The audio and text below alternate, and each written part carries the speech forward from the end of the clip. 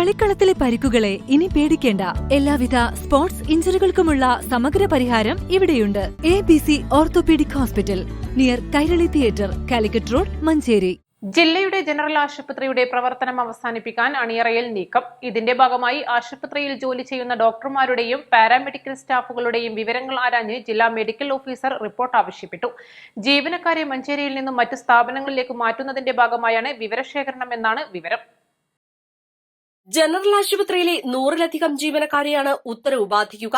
മഞ്ചേരിയിൽ മെഡിക്കൽ വിദ്യാഭ്യാസ വകുപ്പിന് കീഴിലുള്ള ജീവനക്കാരെ മാത്രമാക്കി പരിമിതപ്പെടുത്തും. മെഡിക്കൽ കോളേജും ജനറൽ ആശുപത്രിയും ആരോഗ്യ വിദ്യാഭ്യാസ വകുപ്പ്, ആരോഗ്യവകുപ്പ് എന്നീ ദ്വിഭരണ സംവിധാനത്തിലാണ് തുടരുന്നത്.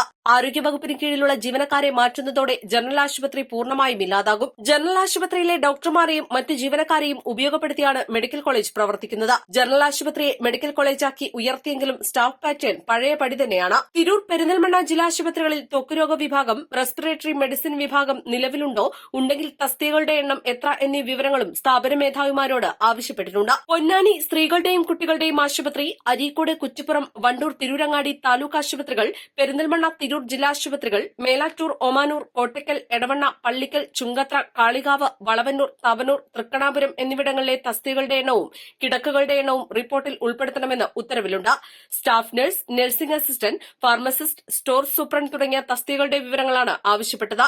ആരോഗ്യവകുപ്പ് ഡയറക്ടർക്ക് മറുപടി നൽകേണ്ടതിനാൽ അടിയന്തരമായ റിപ്പോർട്ട് ലഭ്യമാക്കണമെന്നും ഉത്തരവിൽ പറയുന്നു. കഴിഞ്ഞ സെപ്റ്റംബർ 24-നും ജീവനക്കാരുടെ വിവരങ്ങൾ ജില്ലാ മെഡിക്കൽ ഓഫീസറുടെ കാര്യാലയത്തിൽ നിന്നും ആവശ്യപ്പെട്ടിരുന്നു. ജനറൽ ആശുപത്രിയിലെ 56 ഡോക്ടർമാരിൽ 12 അസിസ്റ്റന്റ് സർജൻമാരെ തസ്തിക ഉൾപ്പെടെ 1 വർഷം മുൻപ് കൊണ്ടോട്ടി, അരീക്കോട് ആശുപത്രികളിലേക്ക് മാറ്റിയിരുന്നു.